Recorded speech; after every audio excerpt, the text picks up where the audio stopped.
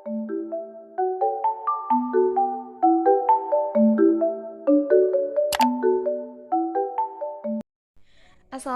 teman-teman, perkenalkan kami dari kelompok 8 mata kuliah Filsafat Umum H dengan dosen pengampu Bapak Ardian Darutama MPHIL. Nah, pada kesempatan kali ini kami akan menerangkan tentang teori dan pandangan Aristoteles tentang manusia. Sebelumnya, perkenalkan dulu anggota dari kelompok kami. Yang pertama yaitu saya sendiri, Linda Trilestari dengan NIM 2121104, dan kali ini saya tidak sendiri, akan ditemani oleh teman-teman saya. Yang pertama yaitu Aisyah Karisma Putri dengan NIM 2121146 dan Malah Khatuniswah dengan NIM 2121147. Yuk, mari kita simak materinya berikut ini. Biografi singkat Aristoteles. Aristoteles lahir pada tahun 384 sebelum Masehi. Ia dilahirkan di kota Stagira, kota di wilayah Kalchidis, Tracia, Makedonia. Ayahnya bernama Nikomakus, merupakan seorang tabib pribadi dari Raja Amites III dari Makedonia. Ayahnya meninggal ketika Aristoteles berusia 15 tahun. Karena itu, ia kemudian diasuh oleh pamannya yang bernama Prokenus. Pada usia 17 tahun, Aristoteles pergi ke Athena. Ia belajar di Akademi Plato dan menjadi murid Plato. Kemudian ia diangkat menjadi seorang guru selama 20 tahun di akademi tersebut. Di bawah asuhan Plato, dia menanamkan minat dalam hal spekulasi filosofis. Baik, saya akan melanjutkan materi yang selanjutnya, yaitu teori Aristoteles. Teori yang pertama yaitu keabadian dunia. Menurut Aristoteles, bumi dan seisinya ada dan selamanya akan seperti ini, tidak mengalami perkembangan dan evolusi sama sekali. Aristoteles tidak mempertimbangkan adanya teori evolusi sama sekali, padahal pada zaman itu sudah ada banyak fosil yang ditemukan di berbagai tempat.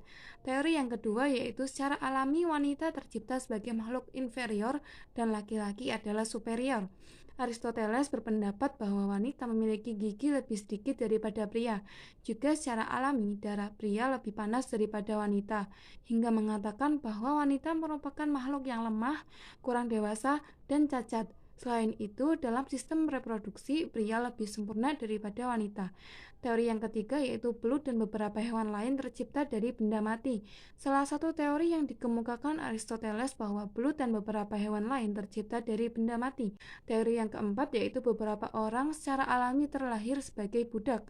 Aristoteles pernah mengemukakan teori bahwa ada beberapa orang yang secara alami terlahir sebagai budak dan sepantasnya menjadi budak. Adanya ketidakmampuan untuk berpikir sendiri dan merupakan tipe orang yang suka diperintah menjadi faktor utama Aristoteles menggunakan teori ini. Teori yang kelima yaitu bumi menjadi pusat tata surya. Aristoteles percaya bahwa bumi menjadi pusat tata surya dan semua benda mengelilingi bumi. Hingga kemudian para ilmuwan dalam bidang astronomi dapat mengatakan teori ini bahwa bumi bukanlah pusat tata surya, melainkan bumi mengelilingi matahari kemudian bersama-sama mengelilingi pusat galaksi. Baik, saya akan melanjutkan materi sebelumnya, yaitu pandangan Aristoteles tentang manusia. Aristoteles, seorang ahli filsafat Yunani kuno, menyatakan dalam ajarannya bahwa manusia adalah zoon politikon, artinya bahwa manusia itu sebagai makhluk pada dasarnya selalu ingin bergaul dalam masyarakat. Karena sifatnya ingin bergaul satu sama lain, maka manusia disebut sebagai makhluk sosial. 1. Manusia sebagai makhluk sosial adalah manusia yang senantiasa hidup dengan manusia lain atau masyarakatnya. Ia tidak dapat merealisasikan potensi hanya dengan diri sendiri. Manusia akan membutuhkan manusia lain untuk hal tersebut, termasuk dalam mencukupi kebutuhannya. Yang kedua, adanya hal tersebut mendorong sebuah proses terjadinya interaksi sosial, yang mana manusia tidak dapat melakukannya sendiri, sehingga manusia membutuhkan manusia yang lain untuk hidup saling berpasang-pasangan antara laki-laki dengan perempuan. Untuk itu, manusia melakukan sebuah perkawinan. Baik, terima kasih teman-teman sudah menyaksikan video kami kali ini. Mohon maaf apabila ada salah kata dalam penyampaian materi kali ini. Sekian, wassalamualaikum warahmatullahi wabarakatuh.